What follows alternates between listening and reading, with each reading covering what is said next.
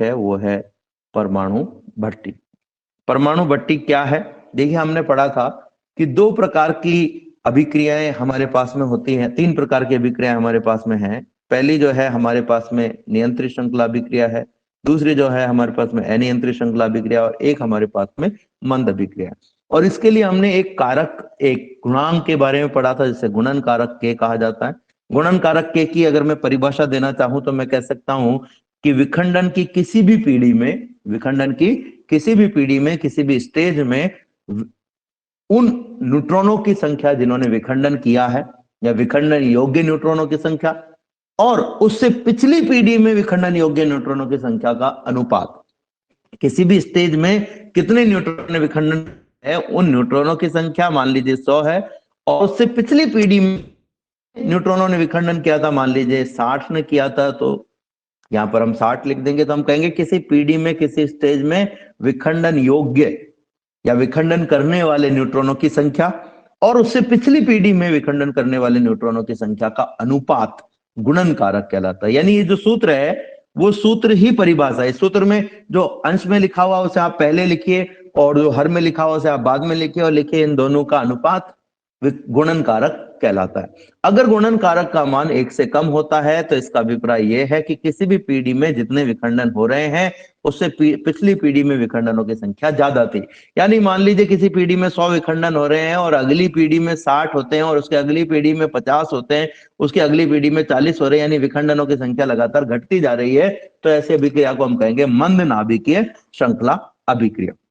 मंद नाभिकीय श्रृंखला अभिक्रिया। और ये अभिक्रिया जो है वो समय के साथ में धीरे धीरे बंद हो जाएगी, या इतनी धीमी पड़ जाएगी, इससे प्राप्त ऊर्जा जो है उसको उपयोग में लेना थोड़ा सा मुश्किल हो जाएगा। हम कहेंगे कि वो उपयोगी नहीं रहेगी हमारे लिए, ये स्वतः ही बंद हो जाती है अभिक्रिया, इसलिए इसे मंद नाभिकीय श्रृंखला अभिक्रिया कहते हैं हम। दूसरे प्रकार की जो अभिक्रिया है, या हम कहें कि नाभिकीय विखंडन है, वो इस प्रकार का है जिसमें गुणन कारक का मान के बराबर 1 होता है। के बराबर 1 केवल तभी हो सकता है जब किसी स्टेज में, ध्यान से सुनिएगा, किसी स्टेज में, किसी पीढ़ी में जितने न्यूट्रॉनों ने विखंडन किया है उससे पिछली पीढ़ी में भी उतने ही न्यूट्रॉनों ने विखंडन किया हो। यानी हर पीढ़ी में उन यूरेनियम नाभिकों की संख्या कह दीजिए जिनका विखंडन हुआ है, या उन न्यूट्रॉनों की संख्या कह दीजिए जिन्होंने विखंडन कराया है। तो विखंडन जिन न्यूट्रॉनों ने कराया है उनकी संख्या यदि प्रत्येक पीढ़ी में एक समान रहती है, बराबर रहती है, तो इसे हम नियंत्रित श्रृंखला अभिक्रिया कहते हैं। इसे हम क्या कहेंगे? नियंत्रित श्रृंखला अभिक्रिया। और अगर किसी भी परिस्थिति में, यदि किसी भी परिस्थिति में जो न्यूट्रॉन की संख्या है वो हर पीढ़ी में बढ़ती चली जाए, हर पीढ़ी में क्या हो, इसका मान बढ़ता चला जाए। जैसे मान लीजिए कि किसी स्टेज में 100 न्यूट्रॉनों ने विखंडन कराया है और अगली स्टेज में इन 100 से ज्यादा न्यूट्रॉन विखंडन कराते हैं, मान लीजिए 120 करा रहे हैं, उससे अगली पीढ़ी में 130 करा रहे हैं, उससे अगली पीढ़ी में 200 करा रहे हैं। तो इस प्रकार से जो न्यूट्रॉनों की संख्या है वो अगर बढ़ेगी, न्यूट्रॉनों की संख्या का मतलब वो सारे न्यूट्रॉनों की संख्या से नहीं है, न्यूट्रॉनों की संख्या का मतलब उन न्यूट्रॉनों से है जो विखंडन करा रहे हैं। जो विखंडन नहीं करा रहे हैं उसको हम इसमें नहीं गिन रहे हैं। तो जैसे जैसे विखंडन कराने वाले न्यूट्रॉनों की संख्या बढ़ेगी, विखंडनों की संख्या बढ़ेगी। विखंडन की संख्या बढ़ेगी तो एक विखंडन से लगभग 200 मिलियन इलेक्ट्रॉन वोल्ट ऊर्जा प्राप्त हो रही है, और विखंडनों की संख्या बढ़ेगी तो इस ऊर्जा का मान भी बढ़ेगा। इस ऊर्जा का मान इतना ज्यादा बढ़ जाएगा एक समय के बाद में कि इसे नियंत्रित करना मुश्किल हो जाएगा, इसलिए हम इसे अनियंत्रित श्रृंखला अभिक्रिया कहते हैं। अब ये प्रश्न एक आया है प्रिंस चौधरी का, सर ये न्यूट्रॉन यदि बेरियम या क्रिप्टन से टकराए तो क्या इनसे भी न्यूट्रॉन निकलेंगे? देखिए, अगर ये न्यूट्रॉन बेरियम या क्रिप्टन से टकराए तो इससे न्यूट्रॉन निकलेगा कि नहीं निकलेगा ये हम अभी से नहीं कह सकते, पहली बात तो। दूसरी बात कि अगर हम संभावना की बात करें, देखो गारंटी क्या होगा वो तो जब हम टक्कर कराएंगे तो ही हमें पता चलेगा। ऐसा नहीं है कि ये एक यूरेनियम है और इससे जब न्यूट्रॉन टकराता है तो न्यूट्रॉन के टकराने से हमेशा ही आपको बेरियम और क्रिप्टन प्राप्त होगा और 3 न्यूट्रॉन प्राप्त होंगे, हमेशा ऐसा नहीं होगा।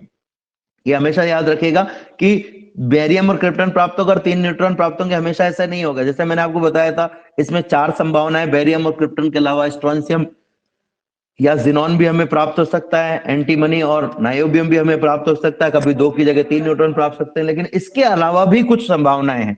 एक संभावना ये भी है कि जब इस न्यूट्रॉन को यूरेनियम से टक्कर कराई जाती है तो न्यूट्रॉन की ऊर्जा इतनी कम हो कि इस यूरेनियम का विखंडन ही नहीं करा पावे। अत्यंत कम ऊर्जा हो, तब ऐसी स्थिति में न्यूट्रॉन और यूरेनियम की टक्कर होगी और टक्कर से केवल इनके ऊर्जा संरक्षण और संवेग संरक्षण सिद्धांत की पालना होगी, ना बेरियम बनेगा ना क्रिप्टन बनेगा। या इस न्यूट्रॉन की ऊर्जा इतनी ज्यादा हो कि इस यूरेनियम के द्वारा न्यूट्रॉन को ग्रहण कर लिया जाए और एक स्थायी समस्थानिक बन जाए, जिसको हमने कहा था इलेक्ट्रॉन प्रग्रहण समस्या। इलेक्ट्रॉन प्रग्रहण समस्या हमने एक समस्या कही थी कि न्यूट्रॉन प्रग्रहण समस्या हमने कहा था कि न्यूट्रॉन जो आ रहा है उसको यूरेनियम अवशोषित कर ले। एक तो क्या किया कि न्यूट्रॉन को अवशोषित किया यूरेनियम ने और एक अस्थायी समस्थानिक बना लिया जिसमें अंदर कंपन होने लगे, प्रतिकर्षण बल के कारण वो इतना असंतुलित या अस्थायी था कि उसका तुरंत ही विघटन हो गया, विखंडन हो गया, बेरियम और क्रिप्टन प्राप्त हो गया। और एक स्थिति ऐसी आई कि स्थायी समस्थानिक बना ले। ठीक है, तो ये इस बात पर डिपेंड करता है कि न्यूट्रॉन जब बेरियम से टक्कर कर रहा है तो न्यूट्रॉन की ऊर्जा कितनी है, नंबर एक बात। दूसरी बात कि ये जो बेरियम है ये स्थायी है या अस्थायी है।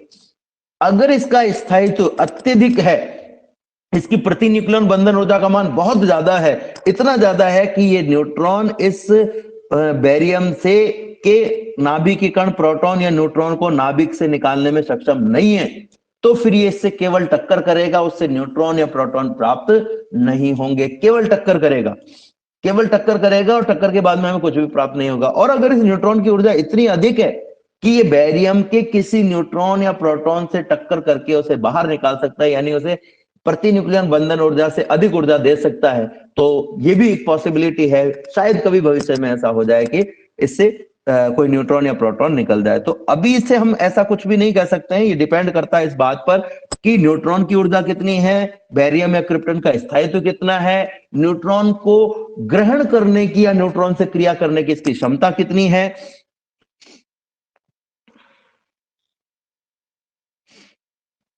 अब आगे हम चलेंगे।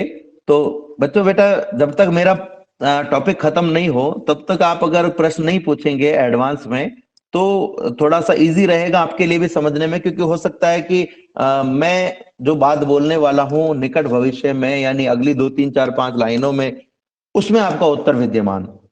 ठीक है ना।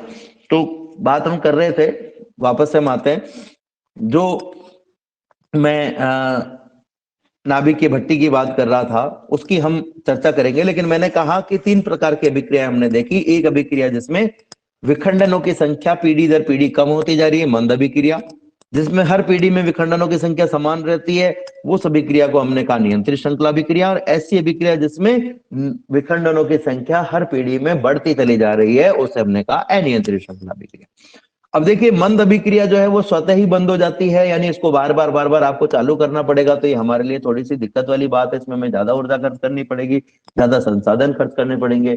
जबकि अनियंत्रित श्रृंखला अभिक्रिया में दिक्कत ये है कि इसकी ऊर्जा इतनी ज्यादा होती है कि उसे नियंत्रित नहीं किया जा सकता, और जब नियंत्रित नहीं किया जा सकता तो उपयोग में भी नहीं लिया जा सकता, इसे सही उपयोग में नहीं लिया जा सकता। इसे ऊर्जा को ऊर्जा के रूप में, जिस रूप में ये है उसी रूप में आपको उपयोग में लेना पड़ेगा। जैसे कि परमाणु बम में ये ऊर्जा उष्मीय ऊर्जा के रूप में हमें प्राप्त होती है, तो हमें उष्मीय ऊर्जा के रूप में ही इसे काम में लेना पड़ता है, यानी किसी जगह को तबाह करने के लिए, किसी जगह को नष्ट करने के लिए इसका उपयोग किया जा सकता है। ठीक है, लेकिन अगर ये ऊर्जा नियंत्रित हो, तो नियंत्रित होने पर इस ऊर्जा को किसी भी उपयोग में लिया जा सकता है, इसे रूपांतरित किया जा सकता है। तो हमारा जो आज का टॉपिक है वो इसी बात पर निर्भर है। तो आज का टॉपिक की शुरुआत हम यहीं से करेंगे। हमारा आज का टॉपिक है परमाणु भट्टी।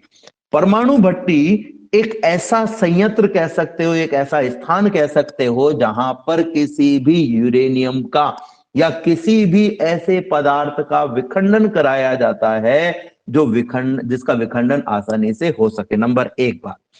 दूसरी बात कि इस विखंडन को इस प्रकार से संपादित कराया जाता है कि हर पीढ़ी में विखंडनों की संख्या समान रहे, जिससे हम अगर शुरुआती दौर पर मान लीजिए कि 5000 मिलियन इलेक्ट्रॉन वोल्ट ऊर्जा तक को ही नियंत्रित कर सकते हैं। मान लीजिए ऐसा हो सकता है कि हम 5000 मिलियन इलेक्ट्रॉन वोल्ट ऊर्जा को ही क्या कर सकते हैं, नियंत्रित कर सकते हैं। अब 5000 मिलियन इलेक्ट्रॉन वोल्ट ऊर्जा हमें कब प्राप्त होगी, अगर हम प्रति सेकंड इतनी ऊर्जा को ही नियंत्रित कर सकते हैं, सपोज प्रति सेकंड हम इतनी ऊर्जा को नियंत्रित कर सकते हैं, तो हमें कुछ ना कुछ ऐसा करना पड़ेगा कि प्रति सेकंड इतनी ही ऊर्जा हमारे पास में उत्पन्न हो।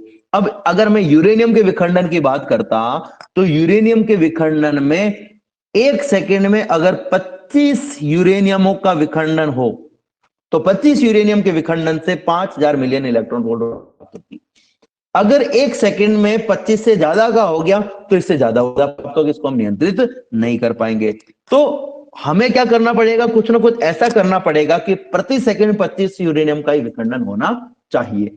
परमाणु भट्टी एक ऐसा संयंत्र है जिसमें एक निश्चित समय में होने वाली विखंडनों की संख्या को एक तो नियंत्रित किया जा सकता है और लगातार वैसे के वैसे बनाया रखा जा सकता है। यानी कि किसी समय विखंडनों की संख्या अगर 100 थी तो हर समय विखंडनों की संख्या लगभग 100 रहे, हम ऐसा कर सकते हैं। लगभग 100, एग्जैक्टली 100 ये कभी भी नहीं रहेगी, ध्यान रखना, क्योंकि यूरेनियम से विखंडन जब न्यूट्रॉन करेगा तो ये न्यूट्रॉन की मर्जी होगी, हमारी मर्जी नहीं होगी। हमें नहीं पता कि कौन सा न्यूट्रॉन यूरेनियम का विखंडन कर पाएगा, लेकिन हम ये नियंत्रित कर सकते हैं, हम इस प्रायिकता को बढ़ा सकते हैं कि वो विखंडन करे। जैसे कि आप जब किसी कक्षा में जाते हैं, ठीक है, तो आप कक्षा में किससे लड़ेंगे और किससे दोस्त बनाएंगे, इसे कोई दूसरा कंट्रोल नहीं कर सकता, इसे केवल आप ही कंट्रोल कर सकते हो। और कौन कंट्रोल कर सकता है, जिससे आप लड़ेंगे या जिससे आप दोस्त बनाएंगे। तो आप अगर न्यूट्रॉन हो और जिसे आप लड़ रहे हो वो यूरेनियम है, तो आप उस यूरेनियम का विखंडन करोगे, यानी उससे लड़ोगे या नहीं लड़ोगे, किस पर डिपेंड करेगा, एक तो आप पर डिपेंड करेगा और एक उस व्यक्ति पर जिससे आप लड़ोगे उस पर डिपेंड करेगा।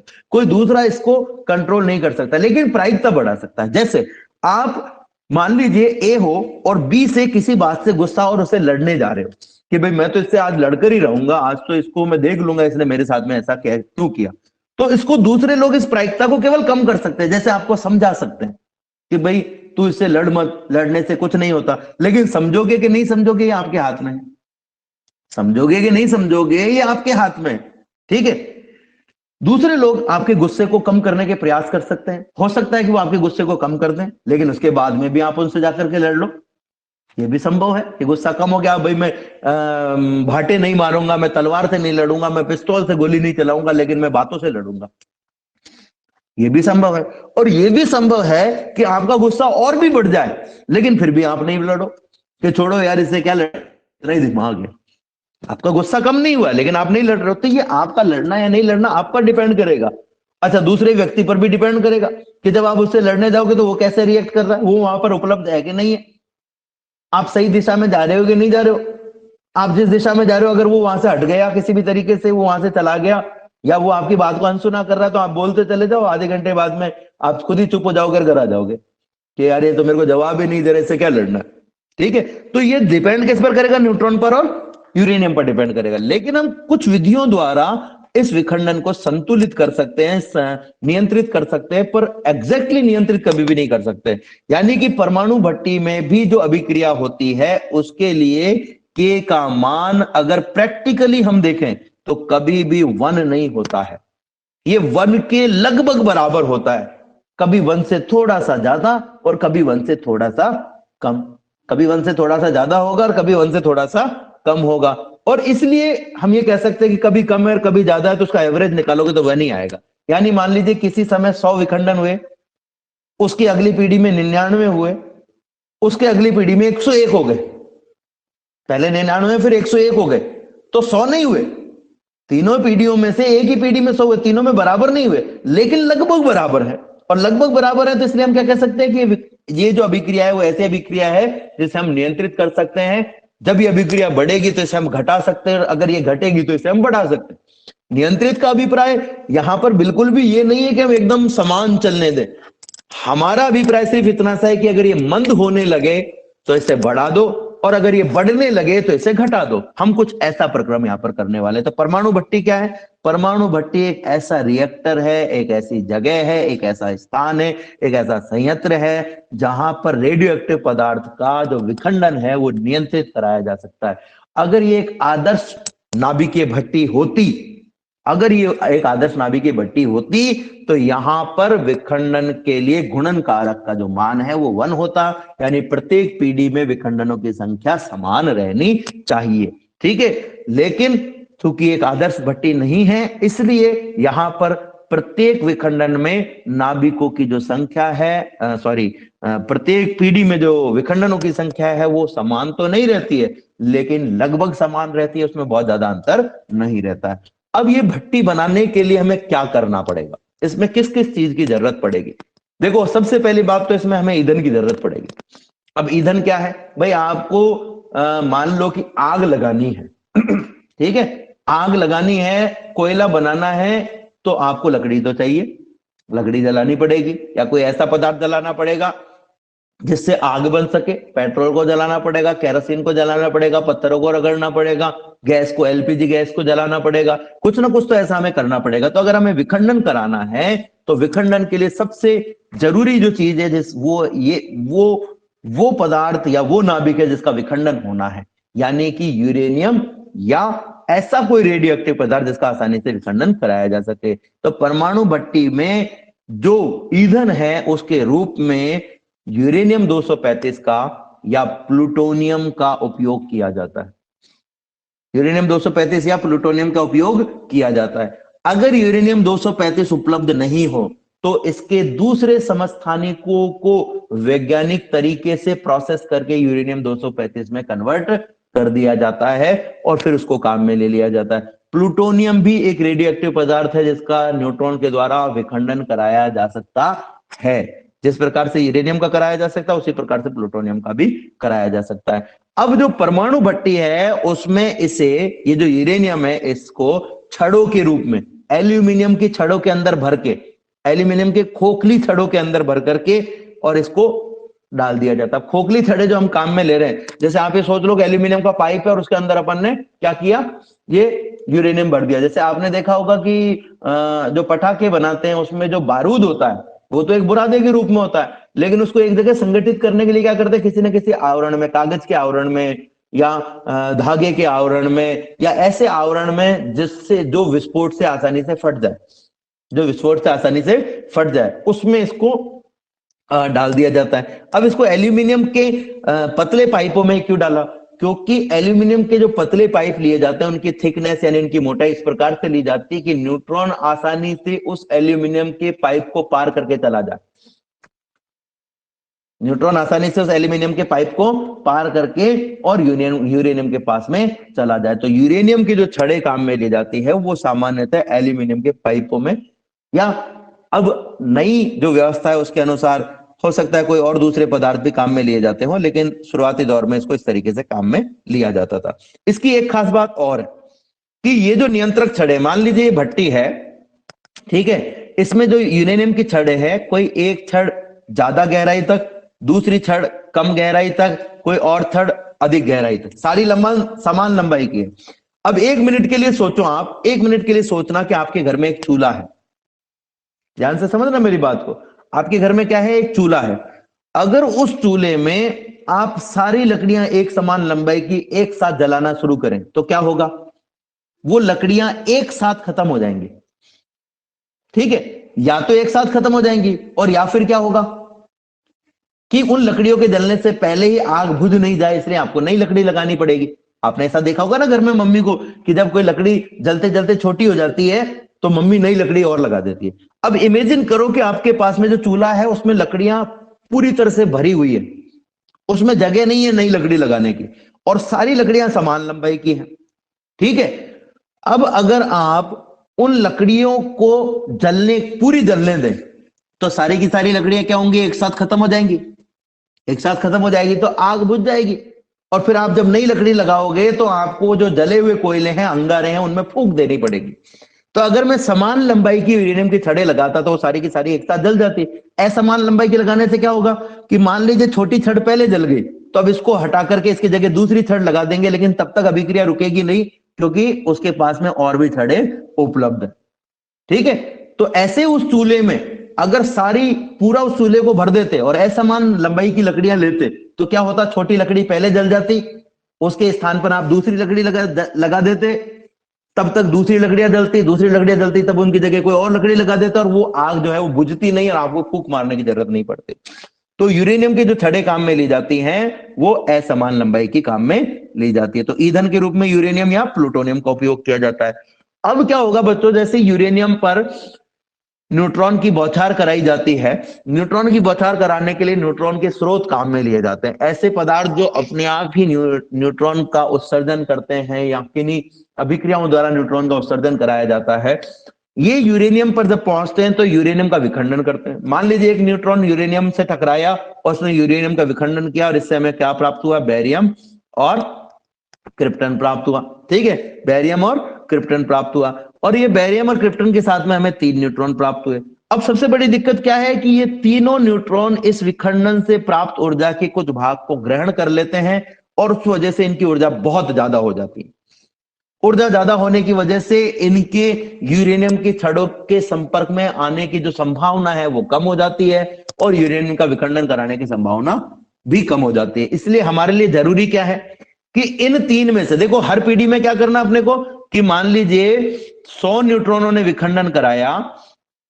कितने न्यूट्रॉनों ने विखंडन कराया? 100 ने न्यूट्रॉनों ने विखंडन कराया। और 100 न्यूट्रॉनों से हमें क्या प्राप्त हुए? 100 न्यूट्रॉनों से हमें 300 न्यूट्रॉन प्राप्त हुए। 100 न्यूट्रॉनों से हमें कितने न्यूट्रॉन प्राप्त हुए? 300। अब हमें आगे क्या चाहिए कि इस 300 में से कम 100 न्यूट्रॉन जो है, और अधिक से अधिक भी लगभग 100 न्यूट्रॉन, कम से कम भी 100 और अधिक से अधिक भी लगभग 100 न्यूट्रॉन ही विखंडन करें, यानी 200 न्यूट्रॉन विखंडन नहीं करने चाहिए। नंबर एक बात, 200 न्यूट्रॉन विखंडन नहीं करने चाहिए, और दूसरी बात कि इनमें से 100 न्यूट्रॉन विखंडन करने चाहिए। दोनों ही बात है कि एक तो 300 के 300 ही विखंडन नहीं करें या 300 में से 10-20 ही विखंडन करें। तो ये जो 300 न्यूट्रॉन है इनकी ऊर्जा अधिक होती है, यानी इनके विखंडन करने की संभावना कम होती है। तो आपको दो काम करने पड़ेंगे। इस 300 न्यूट्रॉनों में से एक तो 200 न्यूट्रॉनों को हटाना पड़ेगा। ठीक है, इनको तो आपको हटाना है, और ये जो 100 न्यूट्रॉन है इनकी ऊर्जा को कम करना पड़ेगा जिससे ये विखंडन करा सके। 200 न्यूट्रॉन को तो आपको हटाना है क्योंकि विखंडन हमें 100 का ही कराना है, 100 न्यूट्रॉनों से ही कराना है। तो 200 को तो हटाना है और 100 की क्या करनी है? ऊर्जा कम करनी है। तो हटाने के लिए अवशोषक काम में लिया जाता है और ऊर्जा कम करने के लिए मंदक काम में लिया जाता है। तो मंदक के रूप में या तो ग्रेफाइट की छड़ें काम में ली जाती हैं, या भारी जल काम में लिया जाता है, या बैरियम ऑक्साइड काम में लिया जाता है। विखंडन की घटना से जो न्यूट्रॉन अपने को प्राप्त होते हैं उन न्यूट्रॉनों को यूरेनियम 235 क्या करता है? अवशोषित कर लेता है, और अवशोषित करने के कारण एक स्थायी समस्थानिक बना लेता है कभी कभी, और कभी कभी उनकी टक्कर से विखंडन की संभावना कम हो जाती है। हमने ये नहीं कहा कि यूरेनियम से क्रिया नहीं होगी, हम ये कह रहे हैं विखंडन की संभावना कम हो जाएगी। तो विखंडन की संभावना कम होने की वजह से क्या होगा कि जो ऊर्जा हमें चाहिए वो ऊर्जा मिलेगी नहीं। तो मंदक क्या करेगा? सबसे पहले तो इनकी ऊर्जा को कम करेगा जिससे विखंडन की संभावना बढ़े। अब तीव्र गति का, जैसे मैंने कल भी बताया था कि उच्च ऊर्जा का जो न्यूट्रॉन होता है वो यूरेनियम के नाभिक के अंदर चला जाता है और एक स्थायी नाभिक बना लेता है, जबकि जो कम ऊर्जा का न्यूट्रॉन है वो नाभिक के अंदर नहीं जाता, नाभिक के कणों से टकराता है, और टकराने के बाद में नाभिक के कणों से टकराता है और टकराने के बाद में नाभिक के कणों से टकराता है और टकराने के बाद में उस यूरेनियम का विखंडन कर देता है। अब दो चीज हो गई, एक तो हमने इसकी ऊर्जा को कम कर दिया और दूसरा हमने क्या किया? इसको अवशोषित किया। तो अवशोषित करने के लिए क्या करें? अवशोषित करने के लिए अवशोषक के रूप में कैडमियम की छड़ों को काम में लिया जाता है। अवशोषक के रूप में क्या काम में लिया जाता है? कैडमियम की छड़ों को। कैडमियम की छड़ क्या करती है? न्यूट्रॉन को अवशोषित कर लेती है, न्यूट्रॉन की छड़ न्यूट्रॉनों को अवशोषित कर लेती है। तो अब अगर कैडमियम की छड़ न्यूट्रॉनों को अवशोषित कर रही है, ध्यान से सुनिएगा मेरी बात को, न्यूट्रॉन को अवशोषित कर रही है, तो ये 300 में से 200 को ही अवशोषित क्यों कर रही है? 300 में से 200 को ही अवशोषित क्यों कर रही है? तो ये मान लीजिए कि परमाणु भट्टी है, इसमें कैडमियम की छड़ है ये इतनी बड़ी, ठीक है।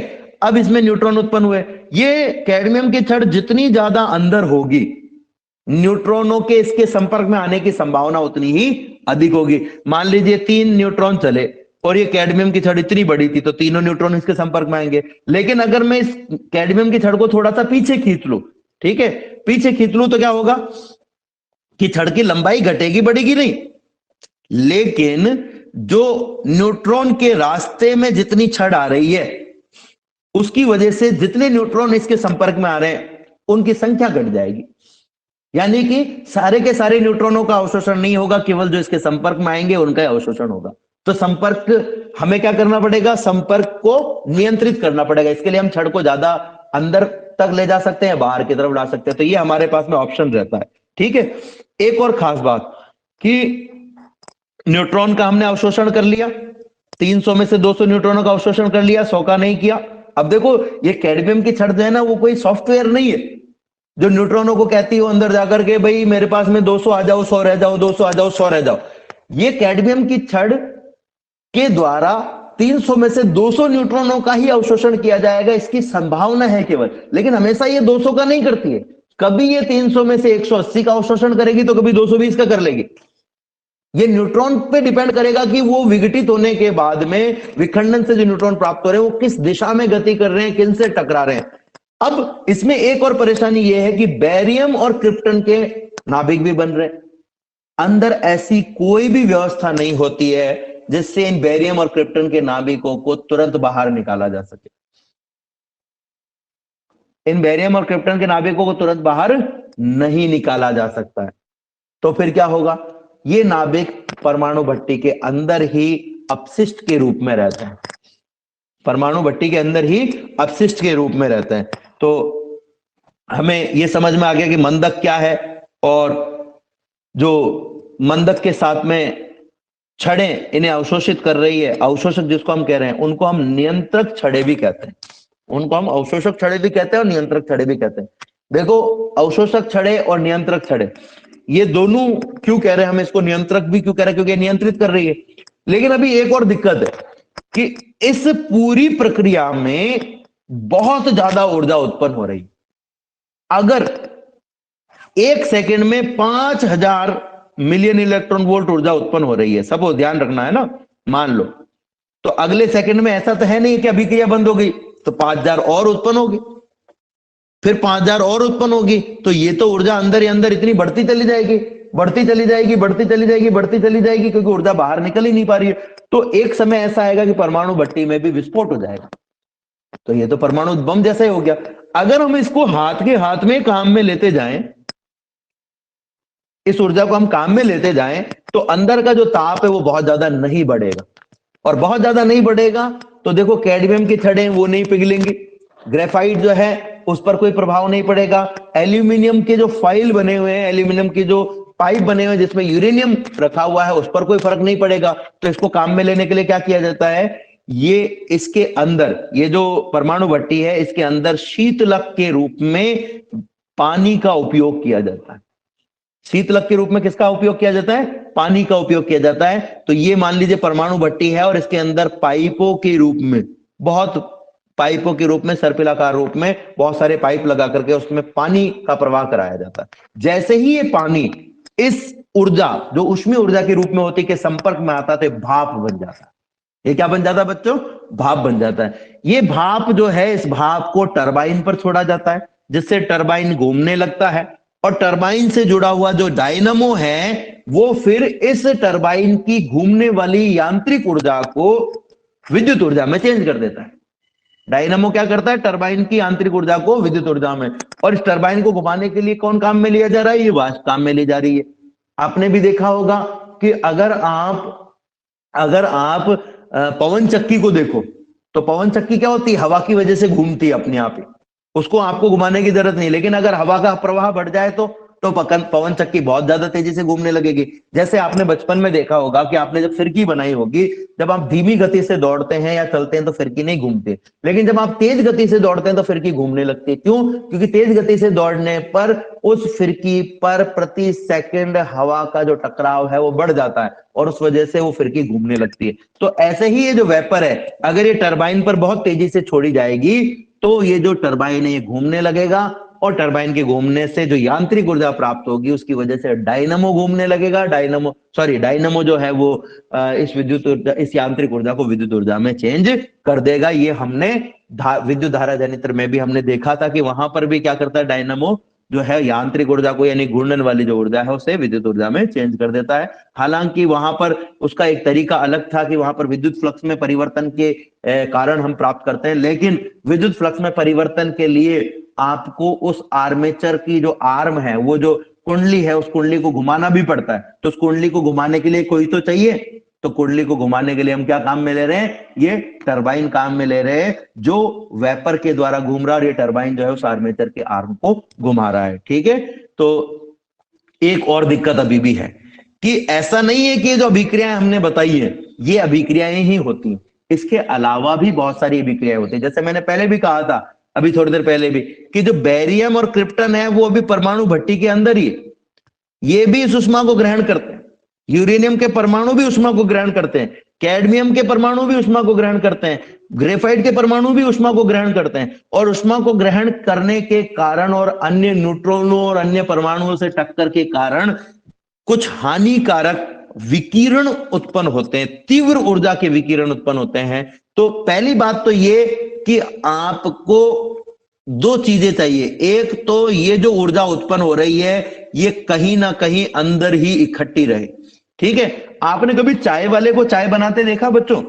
देखा होगा सबने। आपने देखा होगा कि वो जो उसके पास में गैस बर्नर होता है, या कचौरी बनाने वाले को आपने देखा होगा कि उसकी जो कढ़ाई होती है वो जब इस बर्नर पर रखी जाती है तो इसके चारों ओर वो एक लोहे का पतड़ा लगा देता है।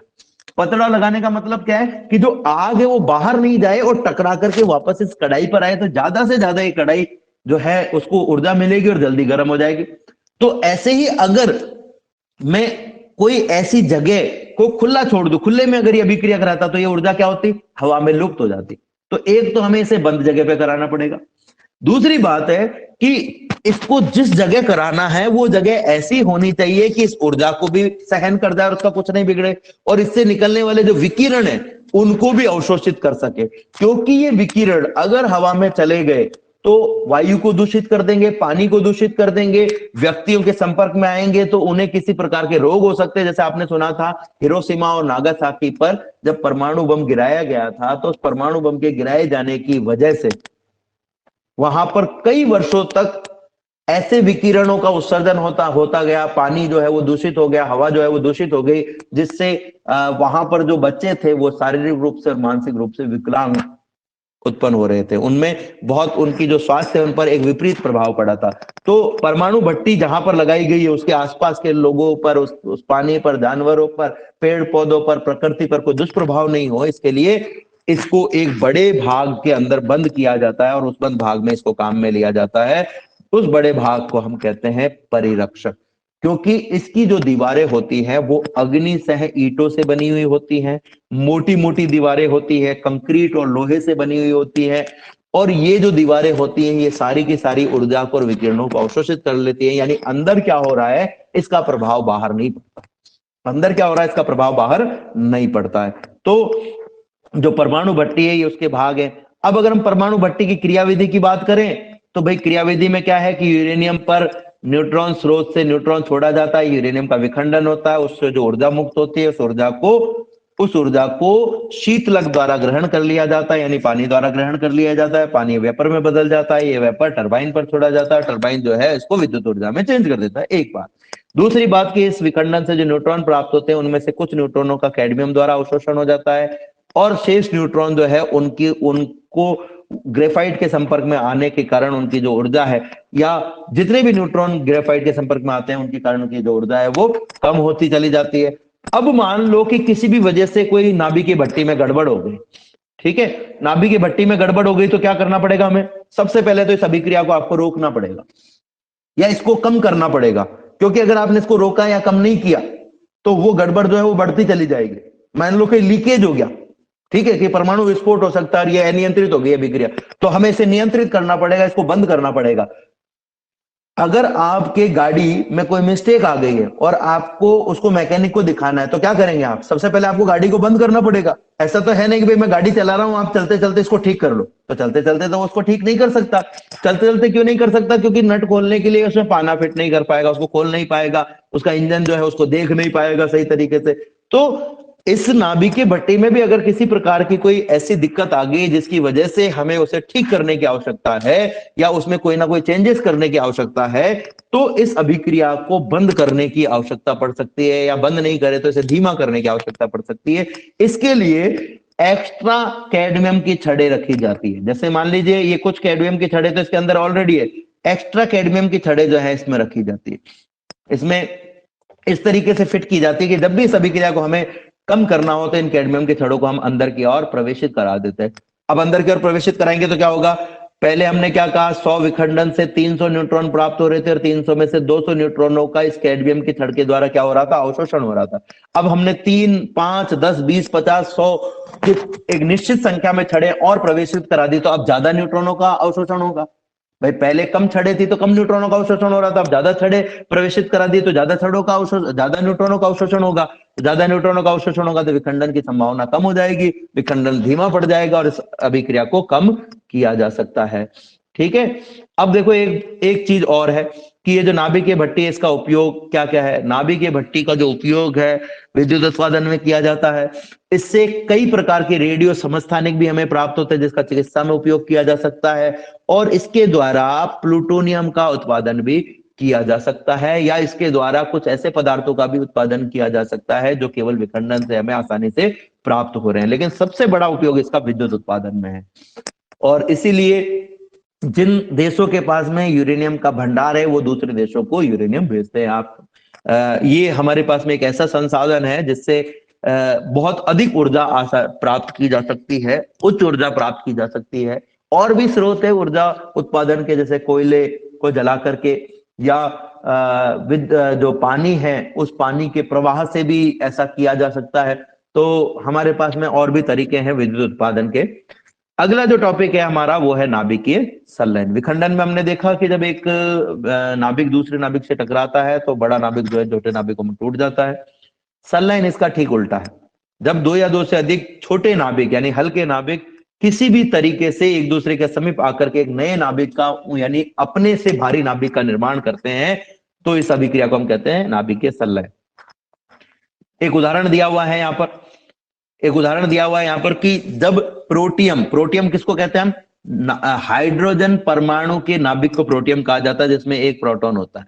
जब एक प्रोटॉन से अभिक्रिया करता है तो ये एक ड्यूटेरियम का नाभिक बनाता है, ड्यूट्रॉन नाभिक बनाता है 1H2। ठीक है। और जब ये 1H2 एक और प्रोटियम से अभिक्रिया करता है तो हीलियम का एक समस्थानिक बनाता है, हीलियम का समस्थानिक बनता है 2He3। यहां पर गलती से 1H3 लिखा हुआ, 2He3। हाँ ये एक अलग अभिक्रिया है, पर ये जो मैं बता रहा हूं उसमें 2He3 बनता है। अगर ऐसा हम एक और 2He3 बना लें और वो दोनों की अभिक्रिया करा दें आपस में, एक 2He3 हमने बना लिया और एक और 2He3 हम कैसे भी करके इसी विधि से बना लें, ठीक है, तो क्या होगा बच्चों, ये 2He3 एक हमने बनाया, एक और 2He3 हमने बनाया, दोनों का संलयन कराया किसी भी तरीके से और संलयन से हमें 2He4 प्राप्त होगा और इसके साथ में लगभग 26.7 मिलियन इलेक्ट्रॉन वोल्ट ऊर्जा प्राप्त होती है। ये ऊर्जा दिखने में कम है, लेकिन ये वास्तविक रूप से बहुत ज्यादा है। कैसे? क्योंकि यूरेनियम के एक परमाणु के विखंडन से ऐसा होगा। अगर हम 1 किलो यूरेनियम नहीं, मैंने गलती से बोल दिया, प्रोटियम के 6 नाभिकों में से 4 नाभिकों के संलयन से ऐसा होता है। जबकि अगर हम इसको किलोग्राम के हिसाब से निकालें तो 1 किलोग्राम हाइड्रोजन के नाभिकों द्वारा और 1 किलोग्राम यूरेनियम के नाभिकों द्वारा जो ऊर्जा हमें प्राप्त होगी, उनमें से हाइड्रोजन के नाभिकों द्वारा ऊर्जा ज्यादा प्राप्त होगी, क्योंकि ये जो हमें प्राप्त हो रही है वो एक्चुअल में 4 AMU द्रव्यमान से ही प्राप्त हो रही है केवल। और जो यूरेनियम में हमें 200 मिलियन इलेक्ट्रॉन वोल्ट ऊर्जा प्राप्त होती है वो लगभग 235 AMU से प्राप्त होती है। अब 1 मिनट के लिए अगर मैं AMU को ग्राम मान लेता, हालांकि ग्राम होता नहीं, तो एक तरीके से समझ लो कि 4 ग्राम से हमें 26.7 प्राप्त हो रही है और 235 ग्राम से हमें 200 प्राप्त हो रही है। तो कौन सा ज्यादा अच्छा है? इसमें कम मान से ज्यादा प्राप्त हो रहा है, इसमें ज्यादा मान से कम प्राप्त हो रहा है। तो नाभिकीय संलयन में नाभिकीय विखंडन से अधिक ऊर्जा हमें प्राप्त होती है। लेकिन नाभिकीय संलयन में अधिक ऊर्जा तो प्राप्त होती है, लेकिन उसमें कुछ दिक्कतें ये है कि नाभिकीय संलयन में 2 नाभिकों को आपको जोड़ना है, तो पहला नाभिक भी धनावेशित है और दूसरा नाभिक भी धनावेशित है। 2 धनावेशों को पास में ला करके जोड़ने के लिए आपको बहुत अधिक ऊर्जा की आवश्यकता पड़ेगी। यानी नाभिकीय संलयन जो है वो बहुत अधिक ताप पर यानी उच्च ताप पर ही हो सकता है। एक और खास बात, उसके लिए नाभिक एक दूसरे के बहुत अधिक पास में होने चाहिए। और दूसरी बात की नाभिक जितना ज्यादा बड़ा होगा उसमें उतने ही ज्यादा प्रोटॉन होंगे, उतना ही संलयन हो जाएगा। यानी बड़े नाभिकों में संलयन की संभावना कम होती है और छोटे नाभिकों की संभावना ज्यादा होती है। जैसे मैं यूरेनियम का संलयन कराया था तो 92 प्रोटॉन इसमें, 92 प्रोटॉन इसमें, ये 92 प्रोटॉन एक दूसरे का प्रतिकर्षण करते हैं। लेकिन जब मैं प्रोटियम को पास में ला रहा हूं तो एक प्रोटॉन इसमें और एक प्रोटॉन इसमें, एक एक प्रोटॉनों का ही प्रतिकर्षण है आपस में। इसलिए छोटे नाभिकों का जो संलयन है ना वो आसानी से तो नहीं किया जा सकता, लेकिन बड़े नाभिकों की तुलना में आसानी से किया जा सकता है।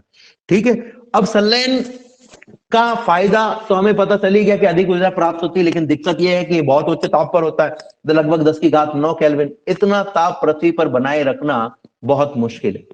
तो फिर ये संलयन होता कहां है? और जब ये इतना ताप हो ही नहीं सकता, संलयन हो ही नहीं सकता, तो हवा में हम बातें क्यों कर रहे हैं? देखिए, सूर्य और तारे जो है वो करोड़ों वर्षों से हमें ऊर्जा दे रहे हैं। आपके घर में आप चूल्हा जलाते हो, गैस जलाते हो, पेट्रोल डलवाते हो गाड़ी में, आपने देखा होगा कि एक समय ऐसा आता है वो ईंधन खत्म हो जाता है। और सूर्य हमें करोड़ों वर्षों से ऊर्जा दे रहे हैं, लेकिन उनके आकार में, उनकी ऊर्जा में कोई परिवर्तन नहीं हो रहा। अब ऐसा तो केवल तभी हो सकता है जब सूर्य हमें ऊर्जा दे रहा हो और उसके पास में लगातार नई ऊर्जा बनती जा रही हो, कहीं ना कहीं से नई ऊर्जा लगातार कहीं ना कहीं से बनती जा रही हो।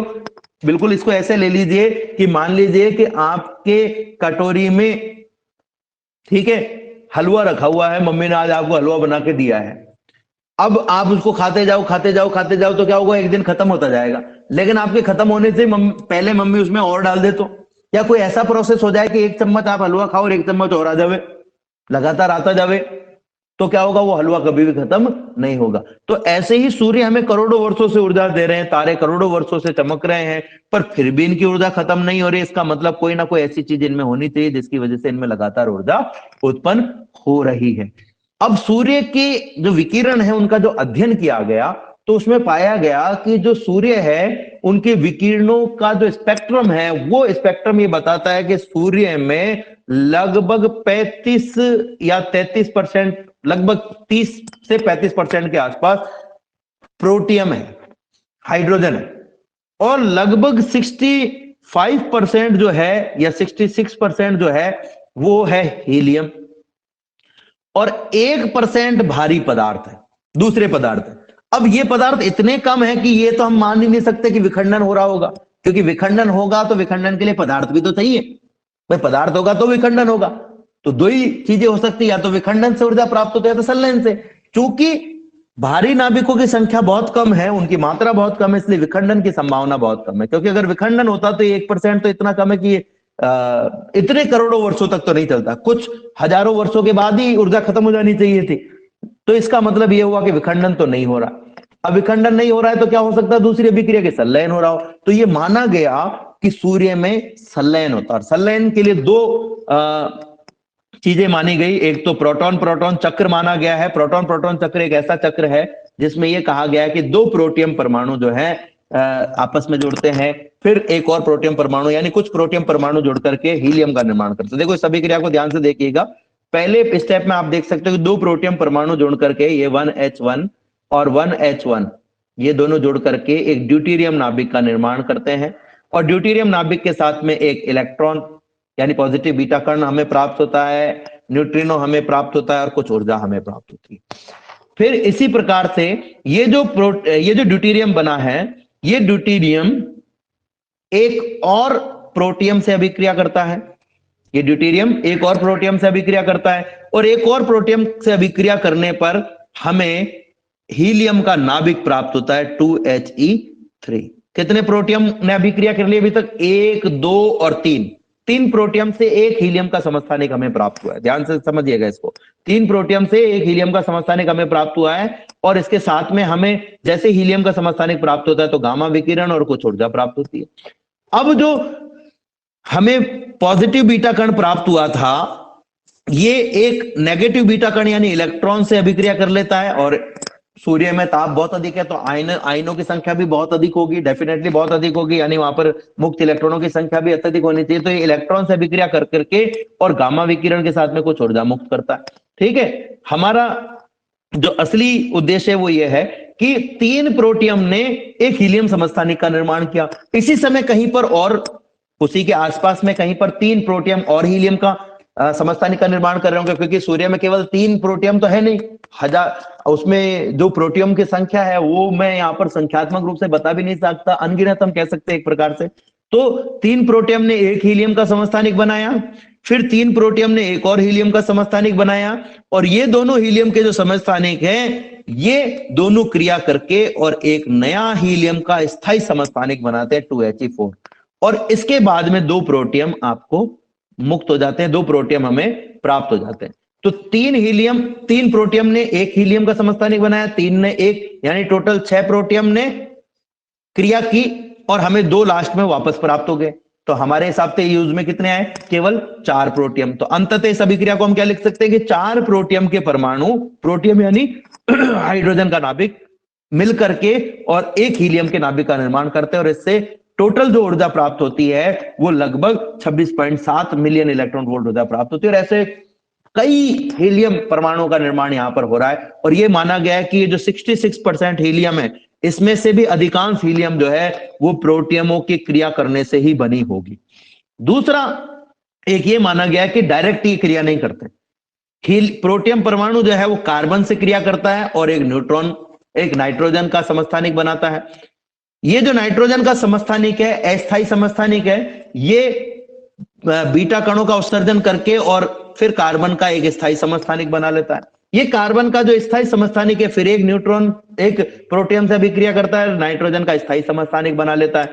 ये अभिक्रिया में जो नाइट्रोजन का समस्थानिक हमें प्राप्त होता है, ये फिर से एक प्रोटियम से अभिक्रिया करता है और ऑक्सीजन का एक समस्थानिक बनाता है, और फिर ये ऑक्सीजन का जो समस्थानिक है ये बीटा इलेक्ट्रॉनों का उत्सर्जन करके फिर से नाइट्रोजन का एक समस्थानिक बना लेता है। नाइट्रोजन का ये एक समस्थानिक फिर से प्रोटियम से अभिक्रिया करता है और हमें हीलियम और कार्बन का प्रारंभिक समस्थानिक प्राप्त हो जाता है। तो इस प्रकार से इस अभिक्रिया में कार्बन से नाइट्रोजन, नाइट्रोजन से ऑक्सीजन और ऑक्सीजन से फिर नाइट्रोजन और नाइट्रोजन से फिर कार्बन और हीलियम प्राप्त हो रहे हैं। यानी इस पूरी अभिक्रिया में कार्बन तो हमें लास्ट में प्राप्त हो ही गया, लेकिन यूज में कौन आया?